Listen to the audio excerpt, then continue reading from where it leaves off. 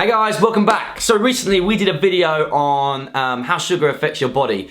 It got great feedback. I tried to make it super simple but give you enough information to kind of educate people about it and really start to get a grasp on it, and you guys loved it.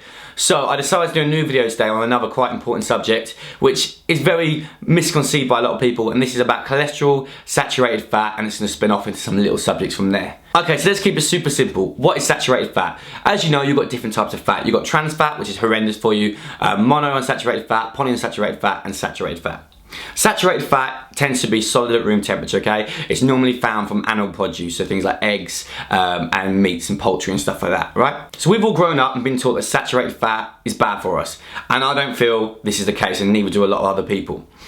So we've been told that saturated fat increases your cholesterol, which then increases your heart disease, it keeps you fat along with a lot of other things. Cholesterol is going to help synthesize your kind of sex hormones, your steroid hormones like estrogen and testosterone, so it's infinitely important in your body, okay? So a guy we should talk about to start with is a guy called Ancel Keys, and basically he did probably one of the founding reasons why saturated fat has been termed bad for us. He did a study called the 7-Nation Study. He basically had a choice, or he had the research from 21 countries in the world, okay? And he wanted to draw a linear line between them to show that saturated fat was bad for your health. Alright, so what he did, there's a lot of flaws in this. The problem was he had 21 countries to pick from. He picked 7 which had the closest resemblance.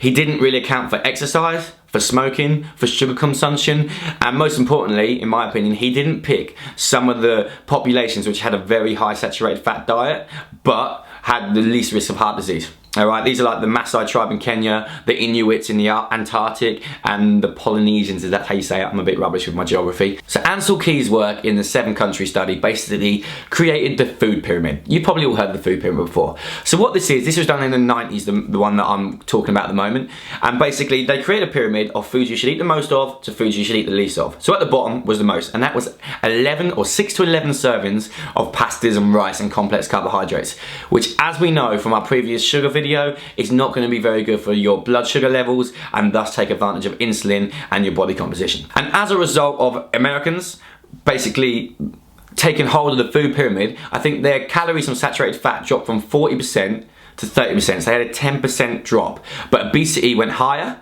and heart disease is now the #1 killer in the US. Coincidence? I don't think so. Okay, so let's talk about cholesterol. So as I told, this is the kind of bit that I really want to do in this video.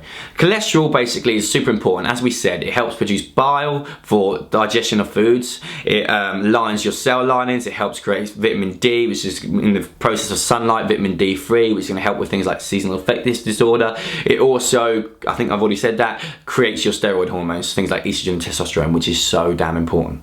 Alright, so cholesterol is massively important in our body. It's actually been researched to show that low cholesterol diets are quite bad for you. So your liver produces a certain amount of cholesterol in a day. If you eat more cholesterol, your liver will simply produce less. So when you're told that eggs raise your cholesterol, you shouldn't have eggs in the morning, you should stay away from beef and stuff because of saturated fat, I honestly, hand on my heart, do not agree with this. There's actually some research done where they gave people, I think it was like 4 eggs a day, to see if it raised their cholesterol. For most of the people, it had no effect on their cholesterol whatsoever, and for a very small population, it did. They were termed hyper responders, okay? But what the interesting part about this is you have different types of cholesterol. You have LDL, low density lipoproteins, HDL, high density lipoproteins. That's all we need to go into. There is more. But basically, HDL is more favorable, okay? This is considered good cholesterol. LDL is considered less favorable cholesterol. So LDL raised, which is bad, but so did HDL. So the ratio never really changed, they just raised both. So let's talk about cholesterol's role in the body and why it gets blamed and why I think it's not really the problem. Okay, so we eat a lot of bad things in our diet, which increases inflammation in our body. Inflammation is a horrendous thing to have in your body. So as I talked about before, you have omega-3 and omega-6, they're kind of fighting for balance. We tend to get a lot of omega-6 in our diet from things like vegetable oils and processed foods. This has a slight inflammatory effect on our body, and we want to try and up our omega-3s as a whole to try and keep us not so inflamed as such. Things like sugar, again, is going to cause inflammation in your body. And what happens is, say if you get a little lesion on your artery or something like that due to inflammation, cholesterol is going to come along and it's going to be laid over nicely like a plaster, okay, just to kind of protect it. Problem is, if you keep abusing that and you keep with a bad diet, more cholesterol gets laid over. So if you've got an artery like this and there's more cholesterol being laid and more and more and more and more, it's obviously going to occlude the size of that artery, okay, so making it harder for blood flow to get through.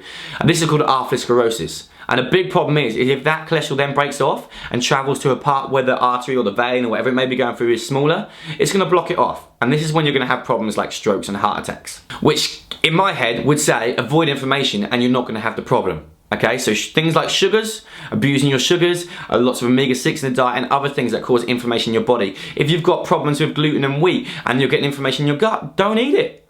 Simple as that. But things that I want you to take away is that not everything that you get told from research, and most stuff that gets advertised on TV is normally bad for you. So you've got to think the health organisations are working from research which is like 40 years old now, which is the diet-heart hypothesis, which is a lot of time. And now I don't think is that accurate, okay? Hence the fact of obesity going up in the world from having higher carbohydrate diets and low in saturated fats, when in my opinion sugar is going to be your main problem. So be wary. If you do hear a lot of research come out, try and ask someone you know who knows a little more about it, because just remember that a lot of this research done is funded by pharmaceutical companies who want to sell statins. So they're going to pump a lot of money into this, and people are going to get paid a lot of money to influence, or even if the research comes out right, they might perceive it in a different way to make it more beneficial for those people. It's all about making money in the day, and sadly, they're not always got your health at best interest. So I hope this all made sense and it's helped you guys out a little bit. I'm going to try and make it all run nice and smooth for you. I love you all. I'll see you soon. Bye-bye. Guys, just on the side, if you want to, you can drop the knee down. You can drop onto a mat or a carpet. It's fine.